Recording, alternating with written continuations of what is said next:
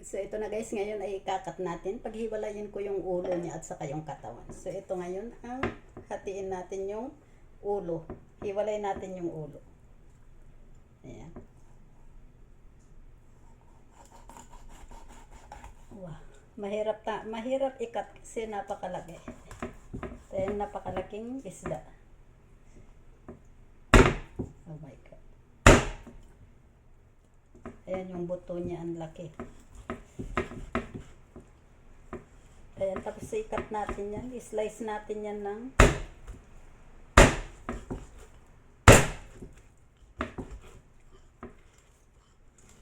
wow.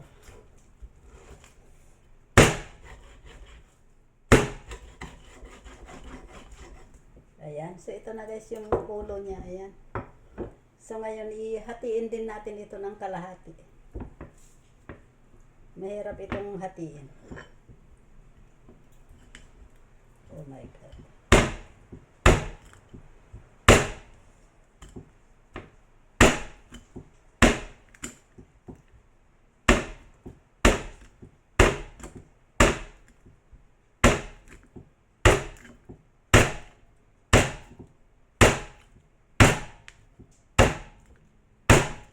Oh.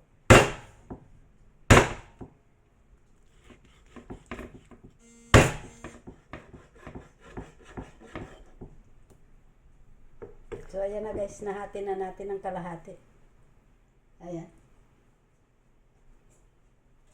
So, ngayon ang gagawin natin ay itong isa. Hahatiin, i-ano natin to pagdalawahin.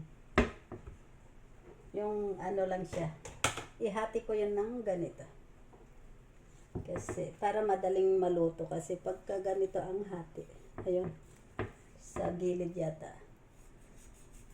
Hindi na ako nag-gloves. Pero okay lang yan. Kasi hati yun lang naman siya. Ayan.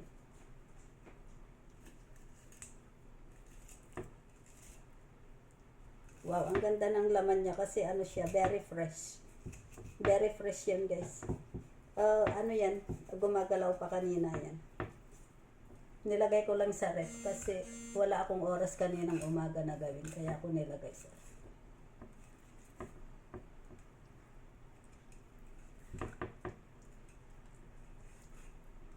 Dapat pala kasama ito. Ayan.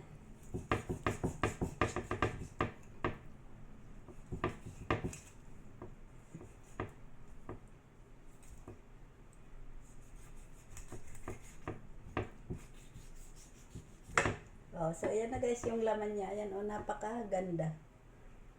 Ayan, very fresh. Ay, ayan siya. Wow, ang ganda ng laman. So, ito rin yung kalahati. Ganyan lang yung kalahati. Hindi ko na yung tatanggalin yung buto niya sa gitna. Ganyan lang. Ayan, ito yung isda. Ayan, ganyan siya guys. So, ayan lang guys. Thank you for watching. Kasi ito guys ay i-steam ko lang yan. Steam lang siya. Yung parang Japanese style na steam. So, ayan lang guys. Thank you for watching. Please don't forget to click like and share. Thank you. Bye-bye. God bless. Bye.